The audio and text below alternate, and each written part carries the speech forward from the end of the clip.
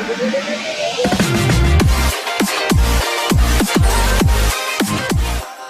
you for joining us on this call to discuss the financial results of Apollo Hospitals for the fourth quarter and full year of FY18, which were announced yesterday. We have with us on the call the senior management team comprising Mrs. Sunita Reddy, Managing Director, Mr. S.K. Venkatraman, Chief Strategy Officer, Dr. Hari Prasad, President of the Hospitals Division, Mr. Neeraj Garg, CEO of AHLL, and Mr. A. Krishnan, Chief Financial Officer. Before we begin, I would like to mention that some of the statements made in today's discussion may be forward-looking in nature and may involve risks and uncertainties. For a complete listing of such risks and uncertainties, please refer to our investor presentation.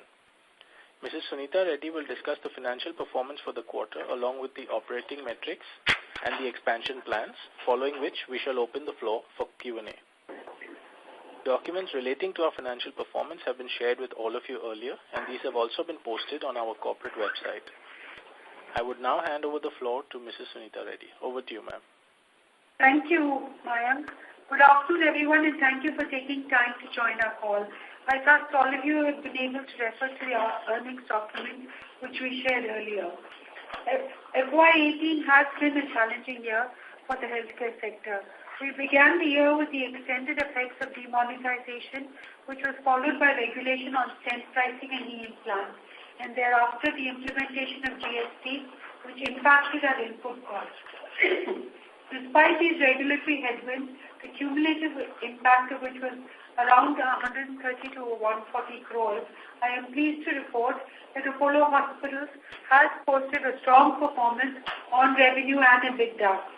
We believe this performance reflects the inherent strength and resilience of our business model. These challenges have helped us to learn and adapt. We are transitioning to a service pricing model through a short price plan, which will recognize the intrinsic value of the delivered service itself rather than the individual inputs. This pricing model also eliminates financial uncertainty and stress for the patient.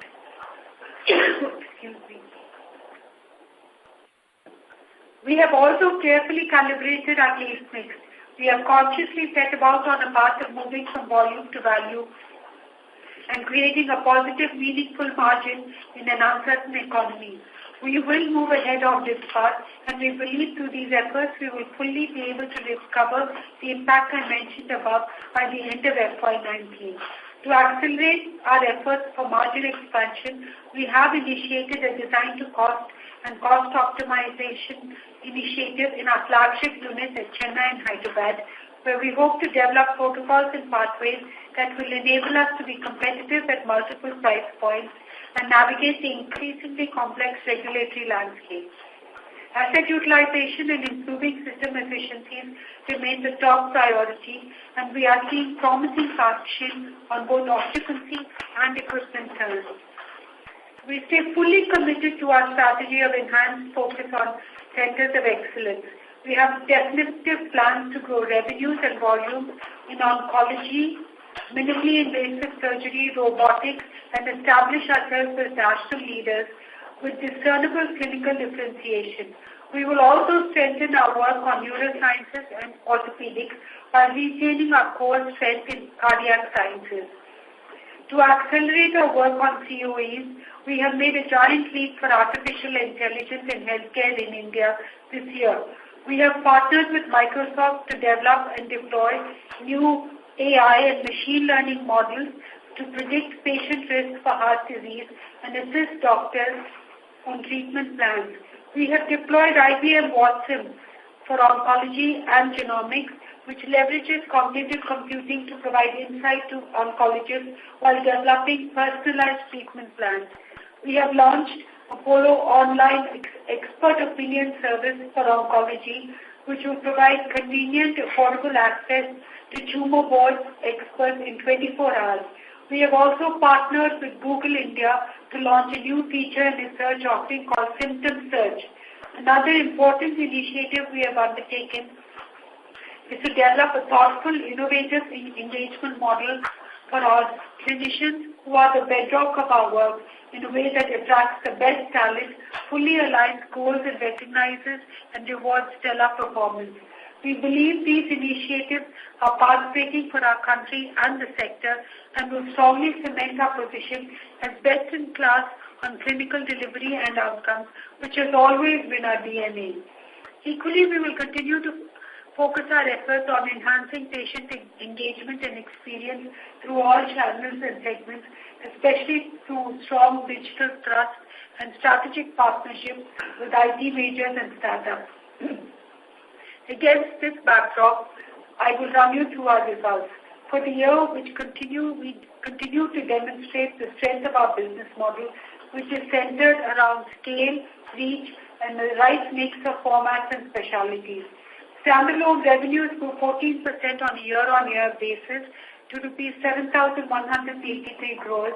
Within standalone revenues, healthcare services grew by 11%, driven by volume growth. New hospitals reported 33% year-on-year revenue growth at 779 crores, aided by volume growth, while existing hospital revenues grew by 7%. Standalone pharmacies reported 17% growth this year, 21% growth adjusted for GST. FY18 EBITDA was at 830 crores as compared to 774 crores in FY17, growing by 7% over the same period in the previous year. Healthcare services EBITDA grew by 5%, aided by positive traction in new hospital EBITDA. New hospitals reported a positive EBITDA of 19.5 crores in FY18 as compared to a negative 3 crores in FY17. This after absorbing Navi Mumbai EBITDA loss of 35 crores EBITDA in this year. Quarter 4 FY18 Navi Mumbai losses were at rupees 2 crores compared to the 33 crores for the first 9 months. In line with expectations, with a very strong performance in Quarter 4, considering EBITDA loss for the first 9 months was only 33 crores. EBITDA margins at the existing hospitals were at 21.1% compared to the 22.3% previous year, largely due to regulatory interventions, GST, as well as expected credit loss and India's. CSR expenses were also made to the extent of 8 crores in Quarter 4 FY18. This impacted existing healthcare services EBITDA margins by 100 basis points for the quarter. On the operations front, overall occupancy across the group was at 65% for FY18. The occupancy in mature hospitals was at 67 and new hospitals at 58. ALOS was 3.99 days, a marginal decline from 4.06 the same period last year. ARPOB in FY18 improved by 1% to 32,950. Our retail healthcare business delivered 19.2% growth in revenues for FY18. This was largely driven by strong growth in our cradle and retail diagnostic business. Now to give you a brief overview of the region-wide performance of our hospitals. Tamil Nadu revenues grew by 8%, aided by inpatient volumes growth of 6%. ARPOB grew by 1% to 39,934. Overall occupancy in this cluster was 57% at 1,247 beds as compared to 1,174 beds last year. AP Telangana region revenues grew by 15%, IP volumes by 8%, ARPOB of 30,240 was higher than last year by 8%. Overall occupancy in the cluster was at 61% at 836 beds versus 788 last year. Karnataka region recorded promising revenue and volume growth. Malleshwaram, which was commissioned last year, recorded IP volume growth of 28%, while Bangalore, Mysore and Jayanagar grew by 7%, 12% and 10%. Occupancy in the cluster was at 73% at 521 beds compared to 479 in the previous year. Standalone pharmacies. SAP revenues grew by 17% year-on-year. SAP EBITDA grew 20% to 148 crores in FY18. EBITDA margins were at 4.5 As more stores within the network gain in maturity and break even, we expect EBITDA margins to improve further. Integration of the Hetero network has progressed well, and the improved store metrics are contributing to the momentum. We have added 465 stores net of closures in this fiscal, our largest year of store addition yet. We plan to build on this momentum in order to further enhance our dominant presence pan-India with the aim to be the undisputed leader in this space, even as the market share of organized pharmacy chains in the domestic industry is still minuscule. The ROCE of this business is now over 16% on an annualized basis. FY standalone PAT declined by 18% to 233 crores. Year-on-year interest cost increased by 20% at 240 crores and depreciation by 13.1% to 272 crores on account of the new facilities we have added, both of which will start getting absorbed over the next few quarters as we ramp up EBITDA from new hospitals. The effective tax rate for FY18 was 29%. The present net debt as of 31st March 18 is at 2,704 crores. As the company concludes its current capex cycle, we are focused on generating robust cash flows on the back of strong growth in revenues and driving operating leverage across both mature and new units. We are committed to a year of acceleration across all parameters in FY19. While in the near term, the challenges in the healthcare industry market conditions and regulations are likely to persist, I would like to reiterate a strong belief that the structural demand for healthcare remains intact. The disease burden is growing. There is an acute shortage of hospital beds and clinicians, and the demographic profile is shifting towards an aging population.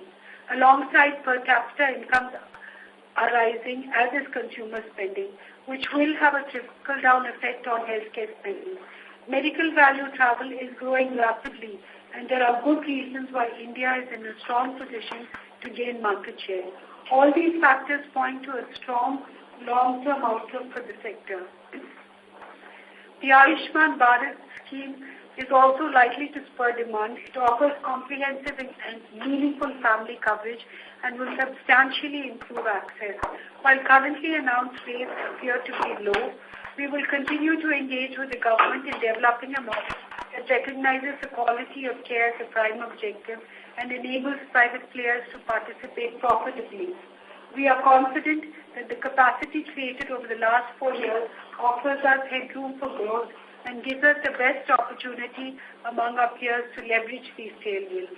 While remaining uncompromising in our clinical and service standards, we are entering an exciting phase for the sector, and we look forward to the road ahead with healthy optimism. I now open the floor for questions. Dr. Hariprasad, Neeraj, Garg, and our CFO, Krishnan, are here to answer your questions. Thank you very much, ma'am. Ladies and gentlemen, we will now begin the question and answer session. Anyone who wishes to ask a question may press star and 1 on the touchtone telephone. If you wish to remove yourself from the question queue, you may press star and 2. Participants are requested to use handsets while asking a question. Ladies and gentlemen, we will wait for a moment while the question queue assembles. Thank you.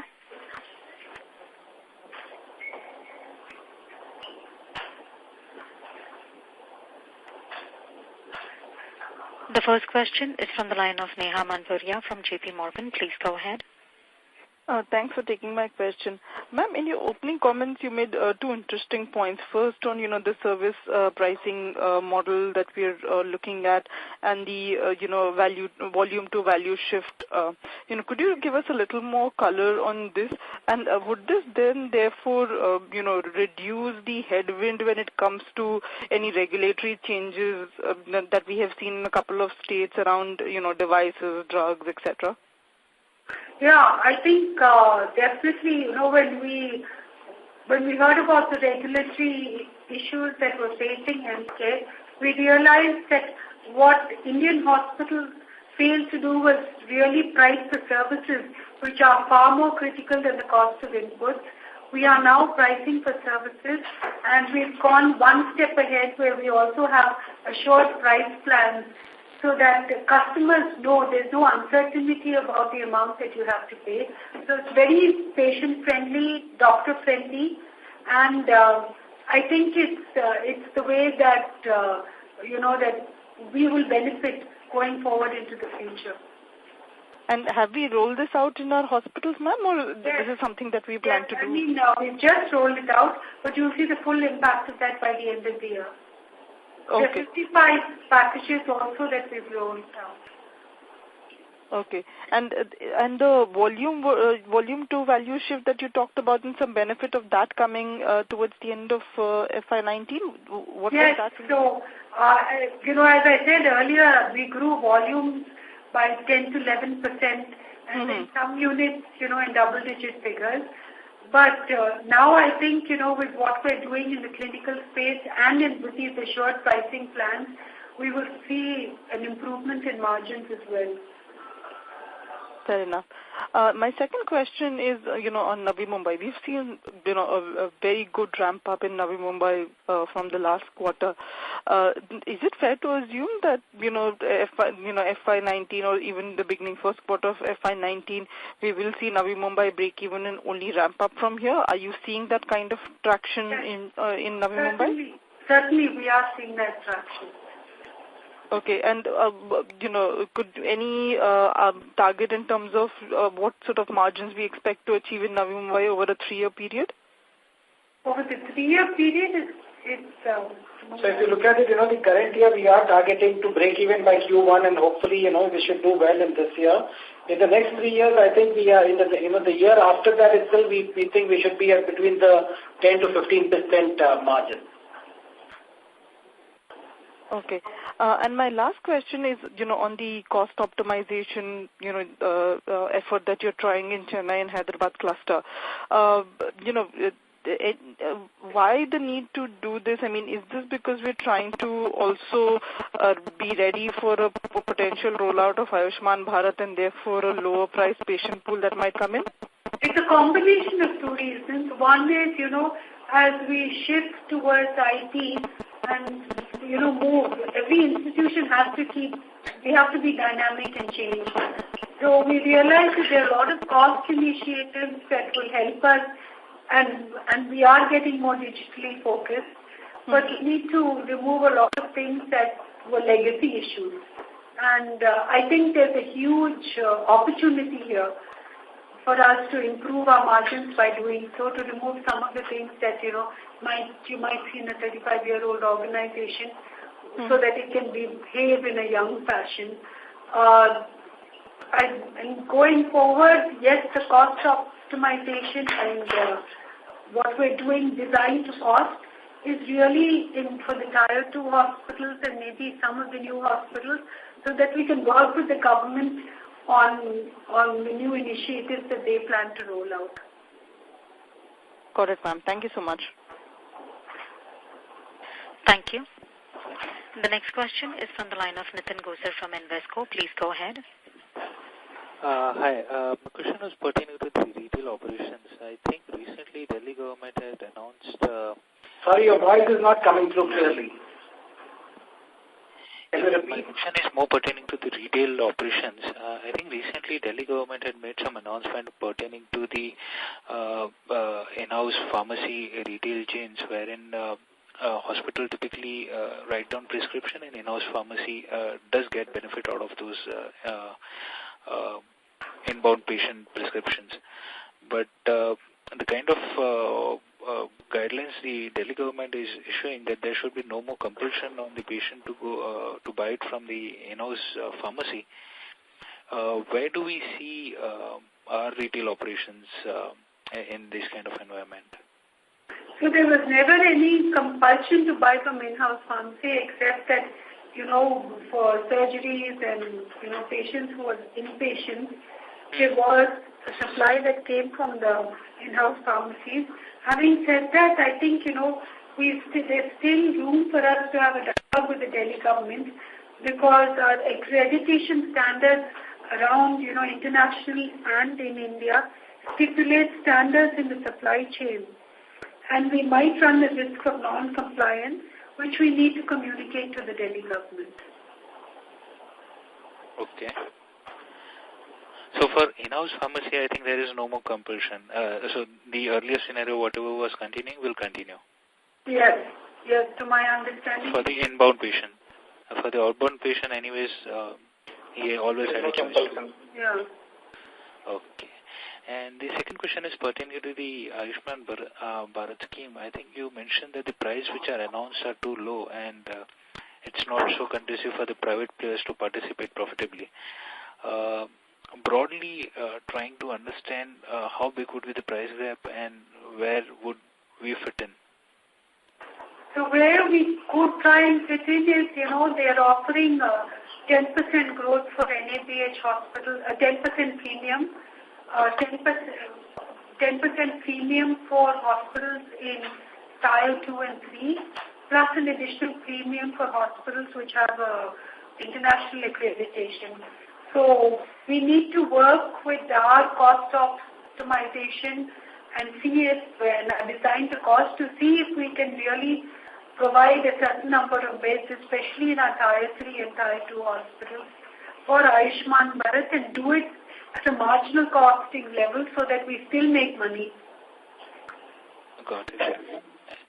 And the last one was pertaining to the move that you highlighted, moving from volume to value.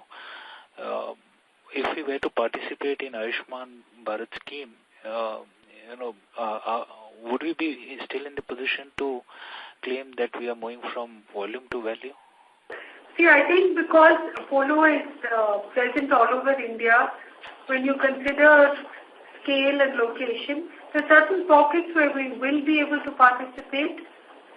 And, for example, we have hospitals in Kakinada, Karimnagar, which are all only doing the schemes and are very profitable.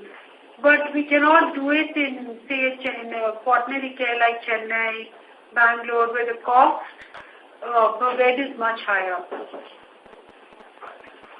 So I think, we have the ability to be selective.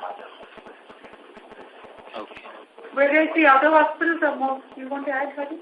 No, even in cities in the metros, apart from the main hospitals, we have other smaller hospitals which come in at a lower cost.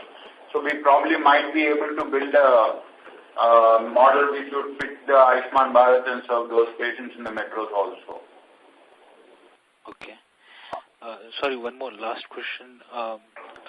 The new pricing that the Ayushman Bharat scheme is putting across, will it create pressure on the whole sector itself, wherein the other insurance guys will also start pushing the private players to adhere to the lower rate pricing model, which would be lower from the existing rate? I think that there is a segment of the population that is willing to pay a price for good health care. And this is a segment that we are targeting. So Ayushman Bharat will probably cap our total number of beds for this scheme to maybe 10% of our total. The rest would be focused on value, people who would pay for good clinical services. No, I got your point. My question was more... And also for the medical value travel. So, yeah, I think what we're saying is that value versus volume, yes, there's definitely scope to improve on that, and we believe that there is a market for that. Right, ma'am. My question was also pertaining to the environment wherein private insurance companies will also start seeing that there is a big gap between the pricing that the Ayushman Bharat scheme is seeing and the pricing that they are seeing when it comes to the charges. Yeah, so as an owner of 10% of Munich, let me say that right now there has been, very little reaction. In fact, they are getting flexible to increase coverage of disease, OP, different disease profiles. They are looking to see how flexible they can be. Hari, what's that? Yeah, and I think the segment of population which is covered by the insurance is completely different from the segment which is going to be covered by the Ayushman Bharat. And the expectations of this insurance segment would be much higher than those other people. So to deliver that value which these people are expecting, the cost would definitely be higher. And I think the insurance companies appreciate that. Okay. Thank you. Thank you. The next question is from the line of Rohan Dalal from B&K Securities. Please go ahead. Yeah, hi, thank you. I wanted to know about AHLL, and I'm just trying to understand exactly how the cradles are panning out, because losses have marginally increased. And so I was wondering what exactly is the scenario regarding the cradles and diagnostics as well. Neeraj, will you take that question? Yes, I will. So on cradles, I'm happy to report actually FY18 has been a strong year in terms of performance there. We've grown revenues 39% in FY18 over FY17. Also in terms of asset utilization, it's grown 31%. It's gone from 19% to 31%, so our occupancy levels have gone up significantly. In terms of the losses, you see that because we had one new cradle which opened in Amritsar last year, so there were losses on account of that. There are specific cradles where we recognize that there's a little bit of work to do. The Amritsar cradle has been slower to ramp up than we anticipated, but that has now begun to come back on track. We had issues around performance in one cradle in Pune. That cradle has been shut down, so it's not there in our FY19 plan. And you will see the improvement in margins in FY19 in cradle as a result. Now, on diagnostics, we continue to invest behind growing that business. We see a very strong opportunity there, and we believe that in the south and the eastern part of India where we are focused, there is a vacuum in the market or a white space there because there aren't strong national players, and the Apollo brand is extremely strong. We have significantly grown our network in FY18, both in terms of labs and more importantly collection centers. So we have a fairly large collection network of over 220 centers now in the south and the east, and that is reflected in the revenue growth of the business. So if you look at the retail diagnostics business, we've actually grown revenues by 80% last year. So we continue to put effort behind that business and believe that we will become a strong, significant player in the southern and eastern parts of the country. Okay, thank you. So I wanted to just understand then what is the guidance on that segment? Where do you expect it to break even? Because FY20 was what was guided before. I was just wondering if that holds true or it may take a little longer. No, so we remain true to that guidance. We aren't changing the guidance, and I think from a perspective of performance there, I think if you look at the first quarter of even FY19, we're on track with the plan that we would have to deliver on to achieve that guidance. On a sequential basis, quarter four of FY18 grew 7% over quarter 3 of FY18. Quarter 1 of this year is another 7% up over last year quarter 4. On a year-on-year basis, we will be up 26% this quarter. So I think we are on track and we are sticking to our guidance. Okay, thank you, sir. And I just had one more question, if I could squeeze that in, just about Gleneagles, Kolkata, and I just wanted to understand what exactly is going on in that region, just because now the PAT it's almost at 15 crores of losses. So I was wondering what exactly is going on. No, as you would appreciate, the entire healthcare sector in Calcutta has been affected with happenings a year ago, since a year. And the good part of our hospital is we've not lost out on volumes. The volumes are coming back, and there has been a consistent growth in terms of volumes. And I think it's a matter of another couple of quarters before we come back to a level which we were in before this problem started. So, and because of the issues which were happening in West Bengal, a lot of patients actually started traveling out of West Bengal. So that was another reason, and I think it will take a couple of months or quarters before the patients from West Bengal gain the confidence back in the health sector in the city and start coming back to the hospitals. But we are very bullish about it because we've seen a consistent increase in the number of patients walking into our hospitals, and the volumes are growing consistently. So, roughly, so you think we'll be in the green by next year? Or will it still be red? Next year, we are hoping that we'll come back to this thing. Thank you, sir. Thank you so much. Thank you. The next question is from the line of Nitin Agarwal from IDFC Securities. Please go ahead.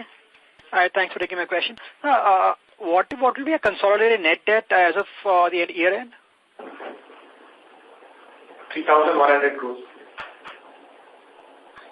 Okay. And secondly, on the newer hospitals, Mumbai has done extremely well in this quarter, but the losses for the new hospital unit, group has sort of, EBITDA has declined on a QOQ basis. So are there any particular hospitals which have added to the losses this quarter, sir? Or probably have not, probably added to the losses or bled more, or probably made less profit this quarter? Sorry, I think in which are you saying consolidated or what are you saying? In the consol numbers, in the new hospital cluster, right? EBITDA is down. There was a one-off provision which happened because in Guwahati, where in fact, there was a provision of almost 6 or 7 crores which was made for some receivables and some provision under the Ind AS. So that's a one-off provision which happened. We don't think there is any reflection of the operating EBITDA of that hospital, and we should get back in Q1. So because the numbers, I may be wrong. If you so our EBITDA ex of Mumbai was 24 crores in Q3, which is down to about 4 crores in this quarter. So there's like a sharpish 20 crore drop. So we are saying new hospitals in consolidated. In consolidated. Q4 versus Q3, you're saying, is it? Yes. Let me take a look at it. I'll come back to you during the call itself. I don't think there was anything that is material that I'm aware of, but let me just come back to you. Okay.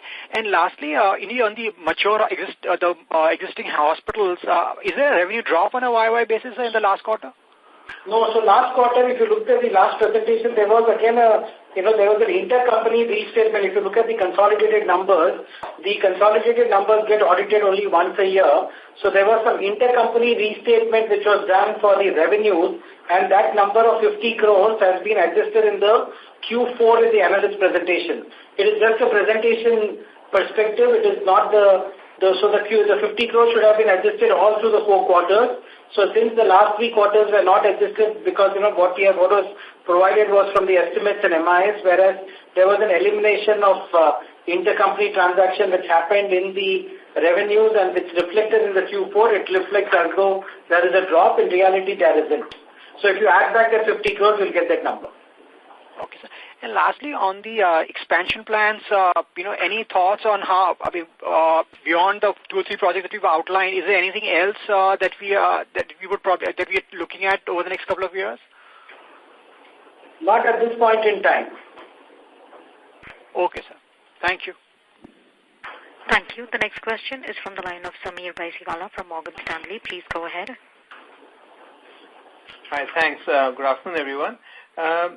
Just to understand your new pricing model that you have rolled out, is it across the payer category or only for certain categories? That's one. And second, what does it mean for your P&L in the sense that versus say 100 earlier in the previous pricing model, what does this mean? Is it 105, 95? How should we think about it? First, we have rolled it across all our Tier 1 hospitals. In terms of, and it's for all our cash patients, so it's for probably 50% of the people who come to us, this would be applicable. In terms of, is it 100 or 105, let me say that it ensures that our EBITDA margin is in excess of 20% for all procedures. With the new pricing model, and what was it earlier, if you think about it? So it seems that we maintain, yes, our EBITDA. Okay, so are you saying that it's EBITDA neutral, the new pricing model? Yes. Okay, so it just safeguards you from any further regulatory action, if I've understood you correctly. Yes, so we maintain our EBITDA over 20%. It does safeguard us from any regulatory action. Okay, great. Just on the regulatory action, I think the one speaker took this question up, but just to understand this better, if the government, do you think it's possible the government could come up with in-house pharmacy price caps and across the board or certain states, and do you have a way to mitigate this, or could this mean meaningful? I think that would be difficult because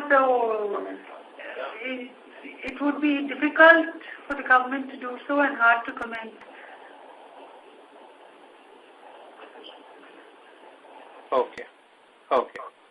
Okay, perfect. And just on fiscal 19 outlook, can you give us some more color, so that how do you see the volume growth, overall EBITDA, anything that you can share would be wonderful. So we can't make forward-looking statements, but if you look at the volume growth, I think there is strong volume growth that we're demonstrating, and especially with our new hospitals, the potential for growth is definitely there. If you look at Chennai cluster, we do have the potential to grow it by 25%. And therefore, I think since all our fixed costs have been absorbed, the margins will steadily improve. Okay, great. Thank you so much. Thank you. The next question is from the line of Swati M. from East Capital. Please go ahead. Hi, thank you for taking my question. I wanted to check what is happening with Munich. The numbers for the year look... Yeah, they look, the Munich in terms of, their revenues, their GWP came in at 1,717 crores versus 1,299 crores. So there was a strong 32% growth. But last year they adopted a new accounting standard, which is 1/52. So their profits looked high for last year. So this year it's come in at 15 crores. So I think they're on a very good growth trajectory. But what is the change in this profit calculation? If you can explain a little bit more. So during the transition in the last year, there was a one-off effect which was there from the earlier accounting methodology to the new one. So which is where if you look at the last year numbers were not fully comparable because of the transition. They had an impact in the profit. Going forward, this would be the new normal. They're normalized, yes. What we are saying. This is actually a provision for unearned premium reserve. And now they have followed the international method of accounting. Okay, understood. And then for Gleneagles in Q4 FY18, what was the loss? Q4 FY 7.8 crores. At the PAT level, yes.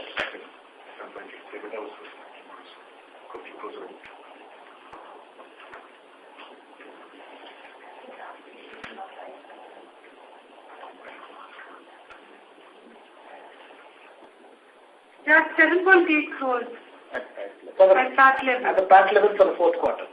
They had some provision of taxes also which they had to put in this quarter. So if you look at it, going forward as we move into the next year, so this year EBITDA, if you look at as the reported EBITDA overall for Gleneagles was around 10 crores. And, the target that they have for the next year is at least 30 crores. Okay, but what was the loss adjusted for this tax provisions? I just want to understand if things are getting better or things are getting worse. Things are not getting worse. Things will get better and things are getting better. Okay, and for next year, the guidance is 30 crores of EBITDA. And PAT break even. That's right. It should be more than break even. Okay, and on Navi Mumbai, can you, maybe because I joined in the call later, but sorry, if you can just tell me what was the EBITDA for Navi Mumbai? So we had a EBITDA loss of, overall for the year we had an EBITDA loss of 35 crores. The last quarter had an EBITDA loss of 2 crores. The Q1, by the end of Q1, we are hoping that we will get into break even on Navi Mumbai. And as we move forward into the year, we should get into positive EBITDA trajectory. Okay. Did you start the oncology part in Navi Mumbai? Just started. Yes. Okay, so I mean the startup cost of that is reflected already, or will it show up in the next? No, It's already there. It's already there. Okay, and can I get some sense on how many beds are operational and how many beds are occupied in Navi Mumbai? 175 are operational, 130 are occupied. Okay, and how would this move? Like next year, what is the sense? We're planning to operationalize 250 beds in the next year based on our projection of operations, of occupancy. Okay, so you are assuming 250 beds operational. With what is the occupancy assumption there? It will be about 65 to 70% of the two operational beds. Okay, understood. And then on Proton, when will Proton start operations? End of the year or beginning of next quarter? Next year. Yeah, next year. Sorry, beginning of, calendar year. Q4. Around Q4. It will start in Q4. Okay. Okay, understood. Okay, thank you so much. I'll get back in queue if I have other questions. Thank you. The next question is from the line of Shyam Srinivasan from Goldman Sachs. Please go ahead. Hi, thank you for taking my question and good afternoon. Just quickly on the pharmacy business, we have seen, I think, adjusted for GST, I think the comment was about 20% top line growth. Margins, because of GST SL must have remained largely flat, 4.5%. How should we look at this business, both from a store addition perspective in FY19 and just looking at overall growth per se and margins? Okay, the store addition, we have been very aggressive this year, adding about 470 stores, which is double our regular expansion. We expect next year store addition will be in the range of about 250 to 300 stores. As you rightly said, the GST impacted certain margins as well as supplies for some period, and we could fully recover that from that phase and margins stabilize. We expect at least, 0.5% improvement from this level in the next year and working towards that. You mean 50 basis points, 0.5%? 50 basis points, 0.5%. Okay. And how is the integration, the hetero integration, how is that, is it now fully? Now, this year, it has posted an EBITDA of 2% and should improve next year. Okay, but even now, if you see the revenue per store and all, it's not at the levels at which some of our more mature stores are. So that is because of the proximity to our stores, and we are working, to improve that further. And their store sizes are different. We have so many factors. We are, constantly working to improve that, and we have seen a lot of improvement in the last 2 years. Okay, so would this entail more closing of hetero stores, or you think that is not the way to go? We have closed already about 50 stores, maybe except about 15-20 stores. We don't expect to close more than that in hetero bucket, and we will improve the numbers on that segment. Got it. Thank you. And my second question is on the ARPOB growth. I think, again, several macro factors, but this has been the kind of slowest growth, about 2%, that we have seen on the hospitals. Just linking back to the original comment on moving from volume to value, how should one look at this? Because what are the levers that we now have? Is it just a case where headwinds have now cycled through that ARPOB will start increasing, or is there any levers that the management has which should help improve this number as we look forward? Thanks. Yeah, I think cost is one lever. Repricing of some of the services is another lever. And definitely, with the introduction of robotics and new technologies, we are seeing an improvement in the ARPOB. So, just trying to break that number, ARPOB number down in Chennai, we have seen again the kind of the slowest growth. Is there? I'm just curious. Is there a potential for us to take price increases now, even under the new pricing mechanism that you're proposing? Yes, I think the new pricing mechanism will give you a higher ARPOB. Okay, thank you. Thank you. The next question is from the line of Shekhar Singh from Excelsior Capital. Please go ahead. So, just want to know, what was the net debt on a consolidated basis that you mentioned? 3,100 crores. And what is the capex plan for the current year? For the current year, the total capex plan would be around 350 to 400 crores. And how much of it will be maintenance capex? So almost around 125 crores, 150 crores will be maintenance capex. And in terms of margin improvement, there was a mention about that going forward we should be expecting some margin improvement.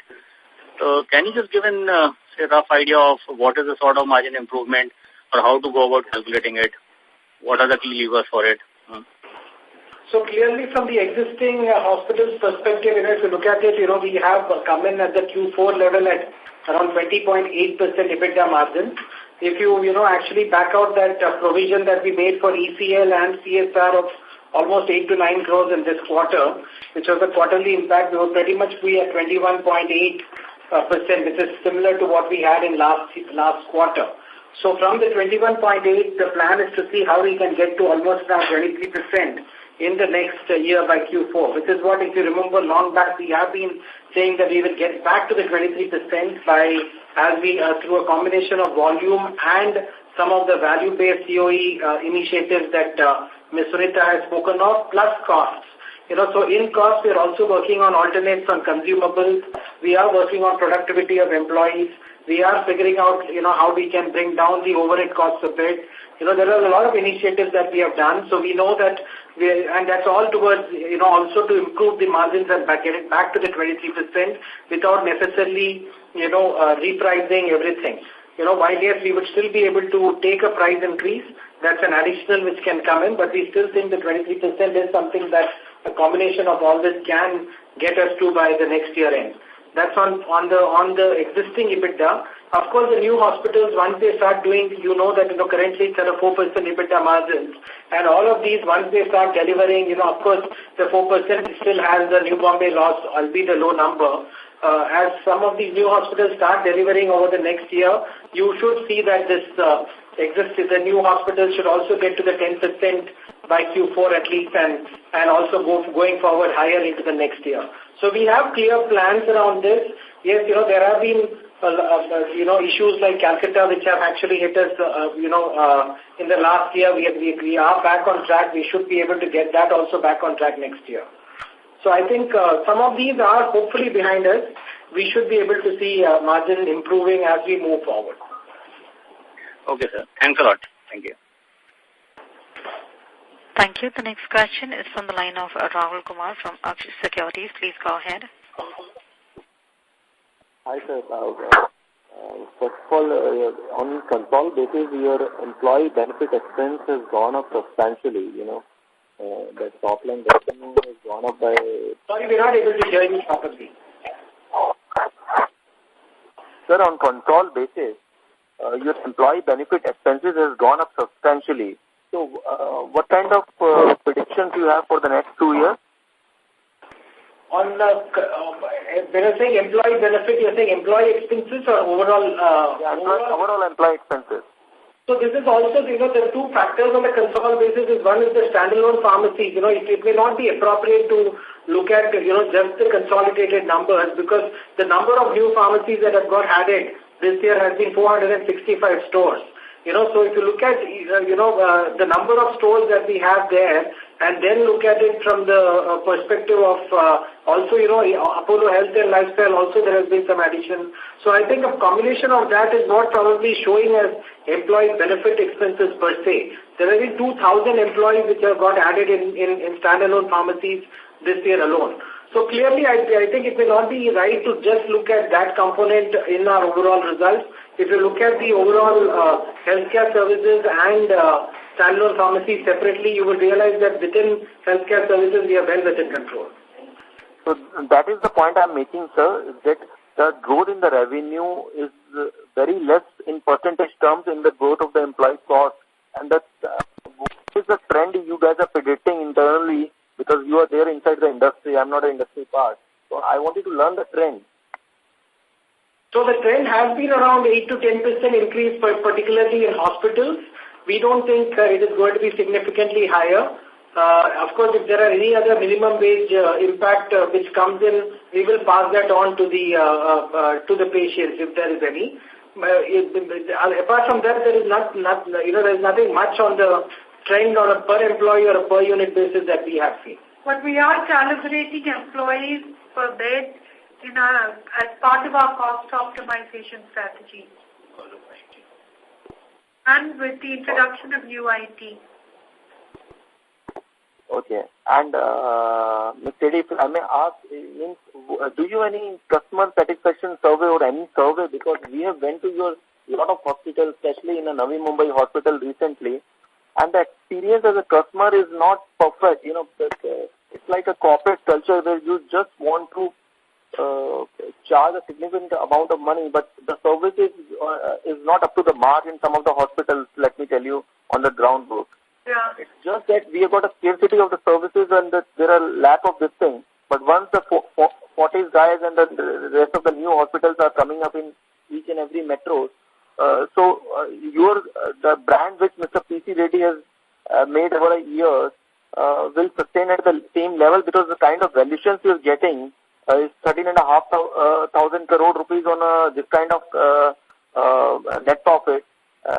I don't believe that in the longer run, if you don't have a good satisfied customer, we can have this kind of bottom line. Let me assure you that we do our customer satisfaction surveys, both internal, external, and weekly customer on a regular basis, and we keep track of what is happening. And we had reported it to the board that our customer satisfaction has improved. As you would agree, it is heavily dependent on the people and the point of time when you come into a hospital and whom you are interacting with. Your interaction with the people in Bombay must have been a one-off situation, but on the whole, all our surveys indicate a better customer satisfaction scores. Both external customer satisfaction surveys we do regularly, my mystery customers, and our own internal patient feedback. All three put together, the scores are improving on a consistent basis. But let me tell you, there are still a lot of gray areas where you need to improve. And if you believe that... There's always opportunity for improvement. And I'm sorry to say that I don't think that the profitability will keep on going at the same pace. Thank you. Yeah, no, we understand, and we'll stay, we continue to improve our services, and we'll take this offline and see what we can do to address those specific issues. And offline, if we can understand some of the specifics that you have, it will help us. Thank you. The next question is from the line of Ashi Anand from Allegro Capital. Please go ahead. Yes, hi. Thank you for the opportunity. Just to understand this new pricing model a bit better, given the fact that healthcare has certain uncertainties, say, with relation to what a treatment would actually entail, either in terms of the length of stay or the actual treatment involved, how exactly do you kind of propose having a total bill kind of a concept that you would offer a patient? So you're right, from a broad perspective, this is quite, it's not as easy as what we all think it is, and we all appreciate that. And what we are doing is, at least for the entry level, we are kind of saying that, we will come with the assured pricing. We have come out with the assured pricing packages. We are saying that, okay, for the entry level, this is the package at which you can come in, which is fixed, that at least gives you certainty of, for a few procedures or some of those procedures that are not complex, that are clearly understandable and doable. Of course, if there is comorbidity issues, if there are other issues where, if there are age factors, etc., it may not be, and high-risk categories will not fit into that package. We will have to obviously ensure that the gating is being done in the correct and appropriate manner, which our doctors will have to ensure. Once they take the patient and give the assured pricing, it is then up to the system to ensure that, the costs are kept at the levels at which we have estimated. So let me assure you again here that, we are not kind of bringing down the realizations or whatever it is. It's just that we're giving an alternative we are providing the customer a certainty in the overall prices in these 55 procedures. Okay, excellent. And just to follow up, can this kind of pricing also be extended to insurance patients? And given the fact that there'd be certain... Insurance already has, interestingly, as we speak, the general insurance, all the 4 insurance companies already have 100 packages as we speak, where the prices have already been under a package price. So those are the procedures. There are procedures where it has already been accepted by insurance. And it is not, again, as I said, it is not as though it is diluting the current realizations in any manner. What the NHPS or the National Health Protection Scheme was a very different perspective where the prices there was significantly different than what we have. That didn't even take into account the price of our services, which you would all appreciate is significant, right? From a 70% or a 65% gross margin, if you look at an EBITDA of 20%, there is almost so much into these services, which is beyond the consumables and pharmacies and doctors' fees. All of that has to be baked into our pricing, which the NHPS doesn't actually bake in. Okay, excellent. Would it be possible to give some kind of indication in terms of what percentage of our patients do we believe we could shift towards this kind of pricing? As in, I think it's early times now. It's quite early today to kind of tell you that. And if you ask me, even today in healthcare, the number of planned surgeries that we have is significantly lower compared to the unplanned surgeries that happens. And I think, as the number of electives and as insurance increases, etc., we would think that the patients would get more into some of these packages. But, otherwise, if you ask me, if you come in an emergency, etc., you obviously can't get into this package. Okay, perfect. Excellent. If I could just squeeze in one last question. There's a lot of noise around different types of regulations that may hit the hospital sector. Any particular things that we are watching that we think could have the largest impact on us that we're concerned about? I think everything is already out there in the news, and we've told you that, by pricing for services and assured pricing plans, we hope to keep our EBITDA intact. I think, everything that has to be done has already been discussed. So beyond that, we don't see anything else happening. Okay, great. That's very helpful. Thanks so much for the clarifications. Thank you. The next question is from the line of Damayanti Karai from HSBC. Please go ahead. Hi, thank you for the opportunity. Sir, you mentioned cradle asset utilization have gone from 19% to 31%. Is that correct? Correct, that is correct. Okay, can you share the same utilization level for Spectra, where we are right now? So Spectra's utilizations have remained constant. They were at 44% in FY17 and they're at 45% in FY18. One of our conscious efforts in Spectra was to really move towards trying to improve the case mix. And, through that, what we've been able to achieve is an improvement in our ARPOB. So our ARPOB in Spectra has gone up by 10% from 32,000 in FY17 to 35,000 in FY18. Okay, fine. And for next 2 years, what we are targeting for this utilization level to go up from 45% right now to say how much, 50-60%, or how we are targeting that? So, directionally, what we would find is Spectra's utilization from this level will continue to go up. So we don't expect ARPOB of Spectra to go up dramatically further, but we will see increase in utilization, and we should expect these numbers to get into the 60% range over the next 2 years.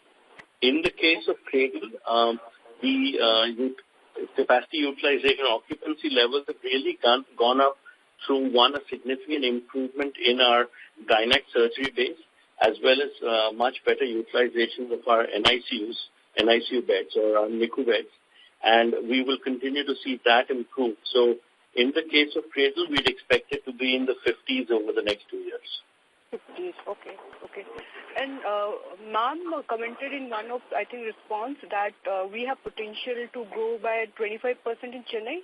Did I hear correctly? And what will drive that kind of growth? And by when we can see 25% growth in Chennai? No. We said we have the ability to grow because of bed capacity. So definitely once, we do have a plan to grow it, you won't see 25% happening overnight or in 1 year, but it will happen. Okay, but we have the potential to grow at that kind of yes, level. Yes, we definitely have the potential to grow. Okay. And just one clarification on AHLL loss. So, I'm looking at 4Q FY18 PPT. So, we are saying AHLL PAT loss for this FY18 is 1610 million, right? And FY17, 1770. So, I'm just checking back at the old PPT for last year, FY17. So, there I see that we mentioned this loss was 973 million. So, what adjustment we have done or what has happened there? Ram, you just want to take that? Yeah, so the last year actually, hello. Yeah. Very good. Hello? Yeah, so last year we have done some regrouping to the retained earnings. Current year, because of the NDS, we had a transaction during the last year, buyback of controlled interest. So there has been a reclassification in the retained earnings. That's why we will see the difference. So this is all because of reclassification of, you said, buyback. Exactly. No, and also maybe the other point is, I don't know what is, we are looking at the AHLL presentation as part of our slide. There is a 100% PAT number that has been provided, whereas what we consolidate is actually 71% because, the IFC also owns, so there is a reverse minority which is there in the PAT. Okay. So these two are the factors for this difference. Okay, that's it from my side. Thank you. Thank you. Ladies and gentlemen, due to time constraint, we take the last question from the line of Kashyap Pujara from Axis Capital. Please go ahead.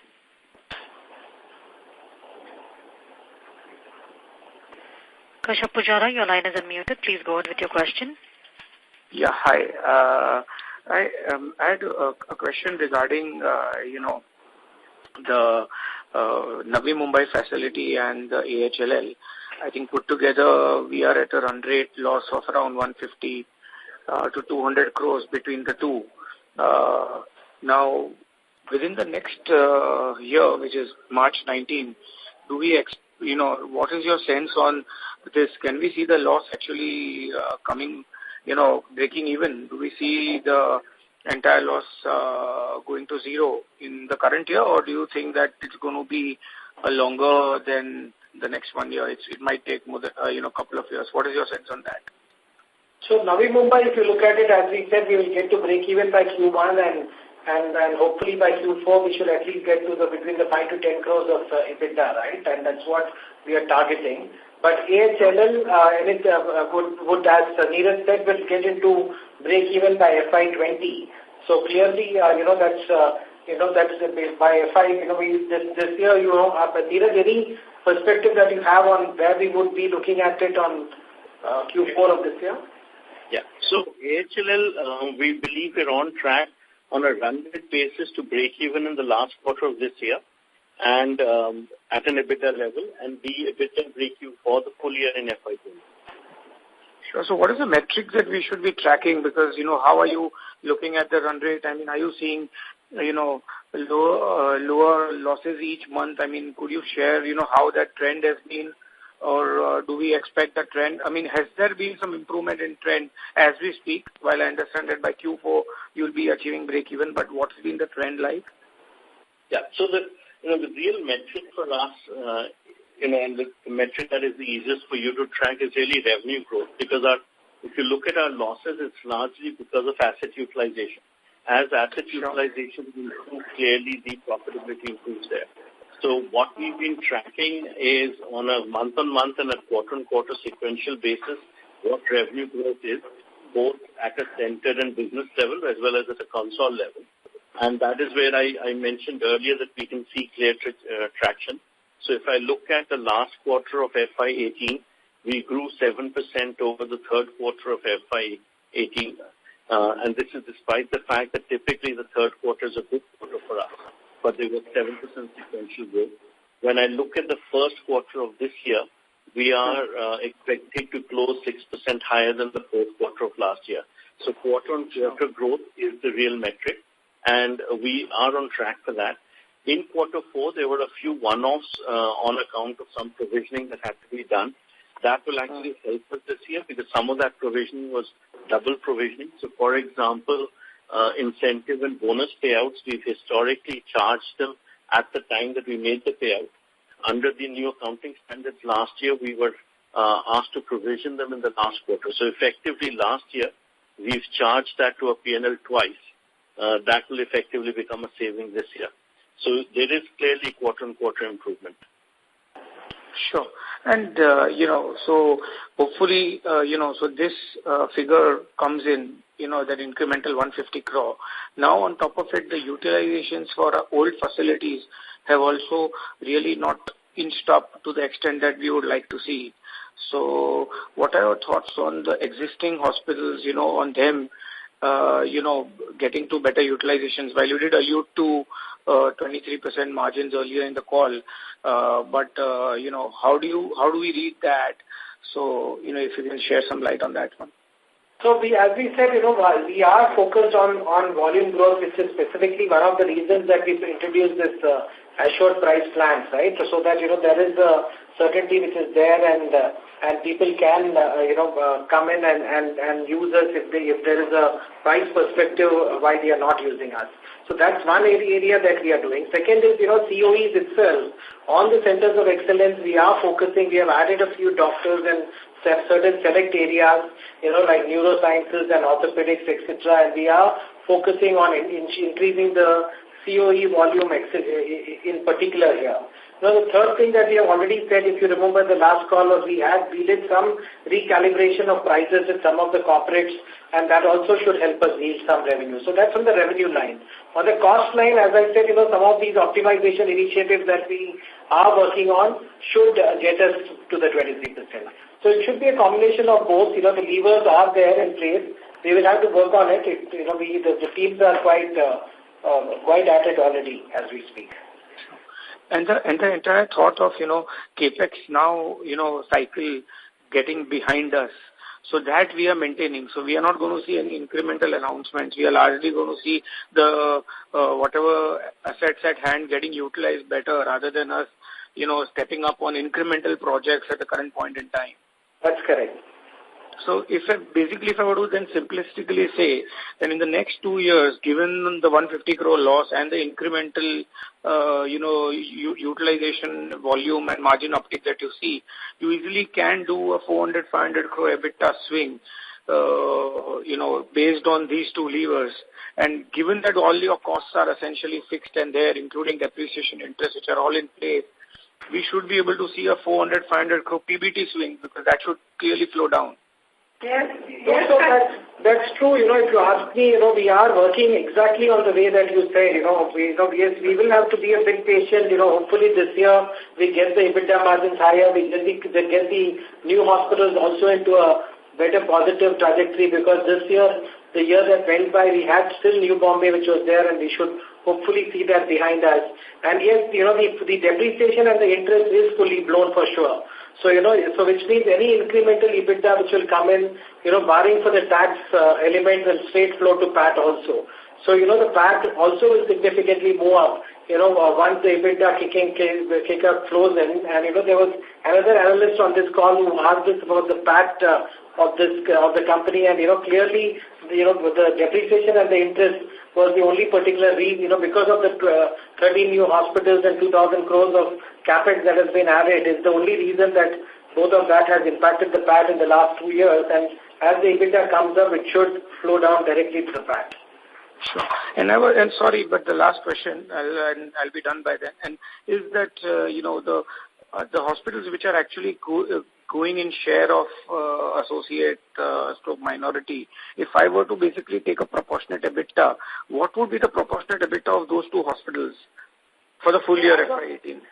So as of now, if you look at it, it's because of Calcutta. If you look at it, Calcutta was almost at a 60-70 crores EBITDA that we had, 2 years back, and that's come to 10 crores, because of the issues that we had and the local government interventions, etc. We should be getting back to the 30 crores, as I said, next year as Calcutta. And Delhi is almost at an 80 crores, EBITDA that we have in Delhi. So these are the two that are not getting consolidated currently.